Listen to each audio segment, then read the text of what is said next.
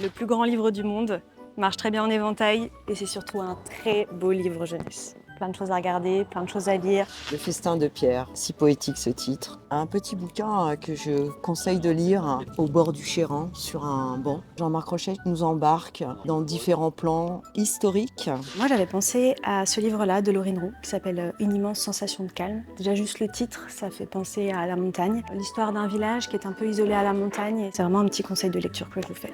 Le site Embauge, École Embauge, où va se situer l'intrigue de cette BD qui s'appelle 7 vies à vivre de Charles Masson. Ça retrace l'histoire de son oncle. Il retrace toutes ses vies qu'il a pu avoir dans les Bauges et sur les contreforts des Bauges. Un livre de Jean-Jacques Rousseau, forcément, puisque l'auteur y a séjourné pendant quelques temps. Les rêveries du promeneur solitaire. Ce texte, c'est 10 promenades où il va raconter la nature, le fait de prendre du temps. C'est un côté philosophique, mais plus proche de la terre et de la nature. Les Semeuses, Diane Winson, à lire dans les Bauges, une histoire de graines, une histoire de transmission. Bien Bien Fou de Marc-Alexandre Obambé. C'est un livre à lire dans le cadre du Festival du premier roman de Chambéry, puisque bientôt ce sera la 40e année. C'est l'histoire d'un homme qui a fait la guerre au Vietnam. Sa guerre, il s'en souvient juste parce que c'est une belle histoire d'amour qu'il a vécue avec une Vietnamienne.